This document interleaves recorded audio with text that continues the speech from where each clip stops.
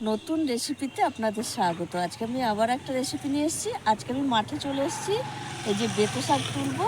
এই দেখুন বন্ধুরা, বেতো শাক কত সুন্দর, একটু মানে সেই শির হয়ে গেছে, তাও কচি আছে। এই বেতো শাক মাঠ থেকে তুলে নিয়ে যাব, দিয়ে রান্না করব। এই দেখুন বেতো শাক তুলে নিচ্ছি, এটা আমাদেরই জমিতে হয়েছে। ভাজা করব। আর মাঠ থেকে বেতো শাক তুলে একবারে ধুয়ে নিয়ে এসেছি পরিষ্কার করে। আর এখানে নিয়ে নিয়েছি আলু বেগুন দিয়ে বেতো শাকটা রান্না করব। আর দুটো কাঁচা লঙ্কা, চিনি, নুন, সর্ষের তেল, থেতো করা রসুন, হলুদ গুঁড়ো, শুকনো লঙ্কা আর একটু গোটা সর্ষে। উনুনটা আমি ধরিয়ে নিয়েছি, উনুন ধরে গেছে। এবার আমি কড়াইয়ে দিয়ে দেবো সর্ষের তেল, দিয়ে দেবো শুকনো লঙ্কা দুটো একটু ভেঙে দেবো,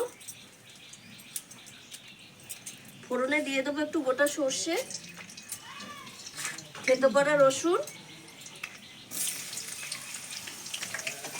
ফোড়নটা একটু নেড়ে ছেড়ে নেবো।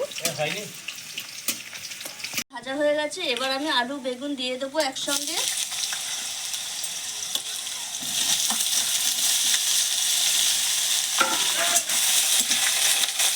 এর মধ্যে আমি দিয়ে দেবো স্বাদ মতো লবণ,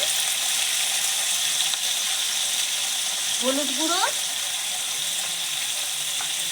দিয়ে আলু বেগুনটা একটু ভাজা ভাজা করে নেব।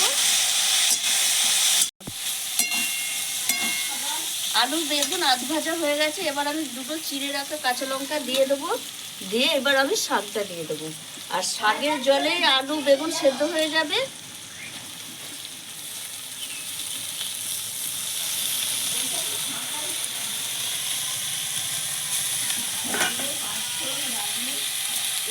এই সময় বেতো শাকটা খেতে খুব ভালোই লাগে, কিন্তু এই সময় আর বেতো শাক শেষের সময়।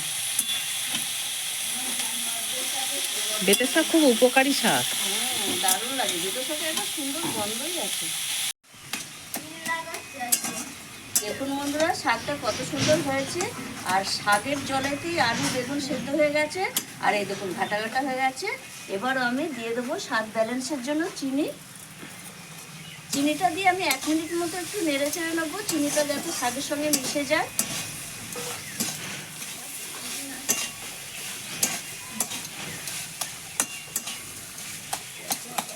এইবার আমি উপর থেকে একটু সর্ষের তেল দিয়ে নামিয়ে দেব।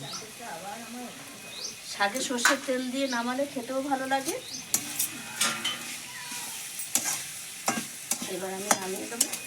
আর দেখুন বন্ধুরা, কত সুন্দর লাগছে, মনে হচ্ছে এক্ষুনি গরম ভাত দিয়ে খেয়ে নিই।